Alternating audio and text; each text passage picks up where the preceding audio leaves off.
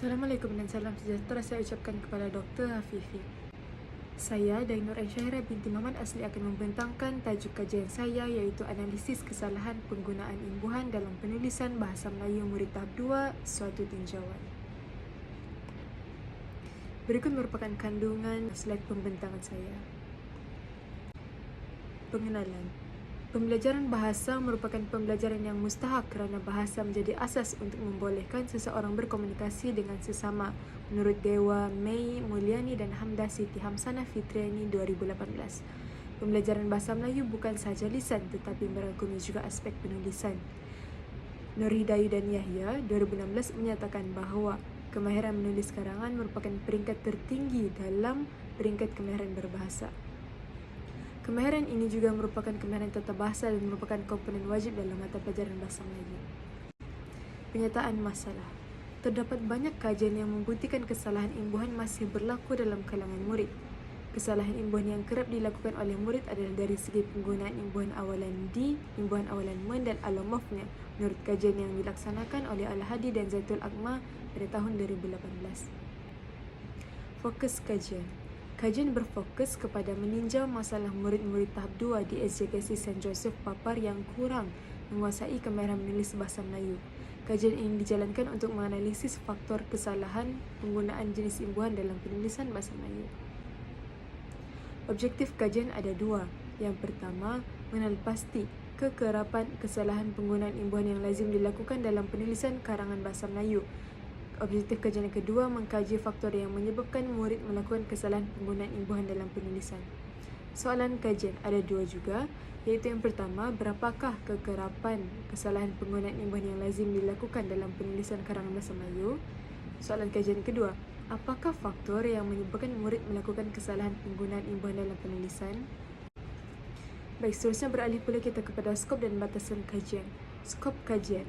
Yang pertama, kemahiran menulis penulisan. Yang kedua, masalah penggunaan imbuhan. Yang ketiga, faktor kesalahan penggunaan imbuhan dan analisis yang dilakukan dalam kajian ini merupakan analisis statistik deskriptif. Batasan kajian, murid-murid tahun 4, 5 dan 6 SJKC St. Joseph Papar. Definisi operasional. Ada 3 frasa yang saya fokuskan dalam definisi operasional ini. Frasa yang pertama iaitu kesalahan diertikan sebagai penyimpangan yang dilakukan oleh murid secara sistematik dan konsisten.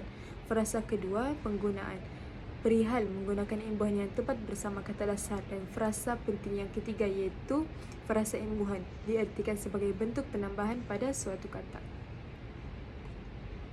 Model kajian. Dengan merujuk analisis teori kode 1973, kesalahan yang berlaku adalah disebabkan oleh 4 faktor, iaitu yang pertama, pengguguran unsur-unsur yang perlu, yang kedua, penambahan unsur yang tidak perlu, yang ketiga, pemilihan unsur yang tidak tepat, dan yang keempat, penyusunan unsur yang salah.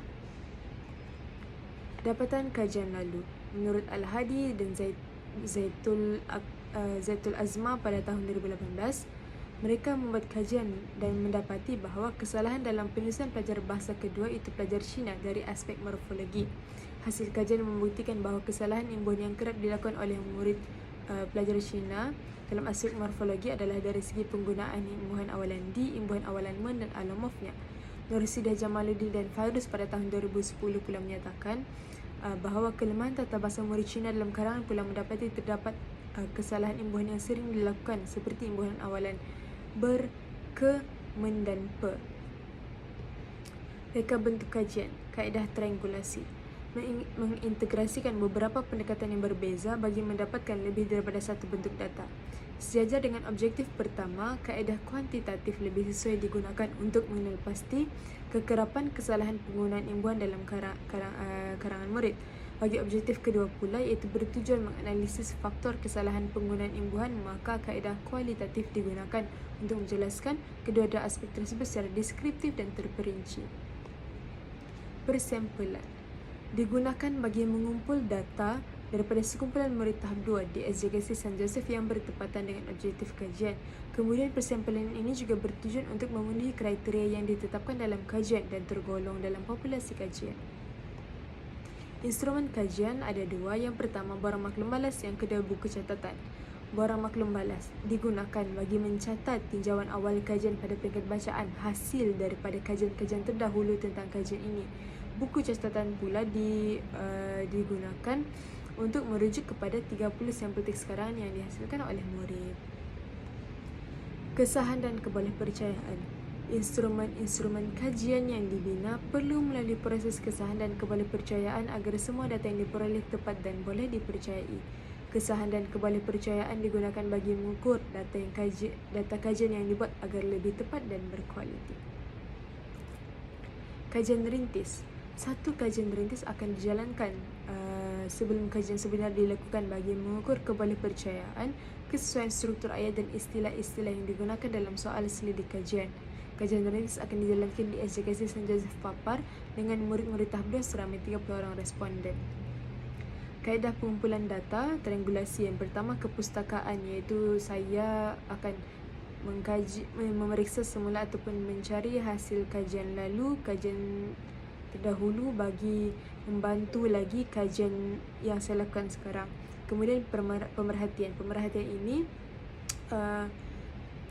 kaedah pengumpulan data melalui pemerhatian, saya sendiri mungkin berkemungkinan boleh terlibat secara langsung melihat murid-murid membuat karangan bahasa Melayu.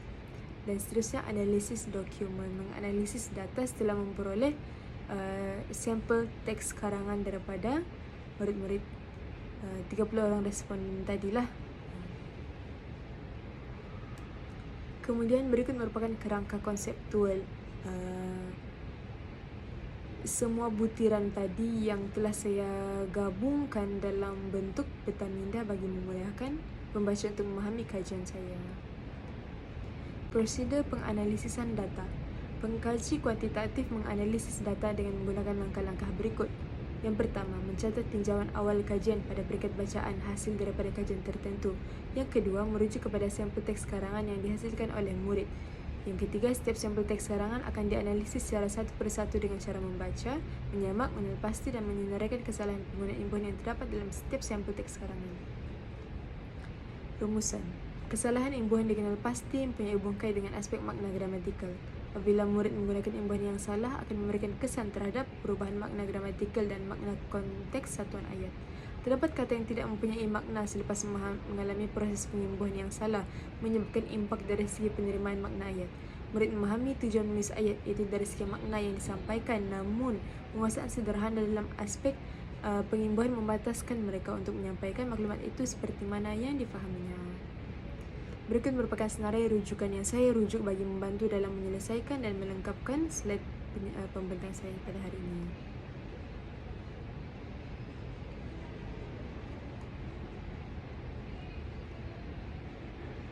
Sekian itu sahaja daripada saya. Sekian, terima kasih.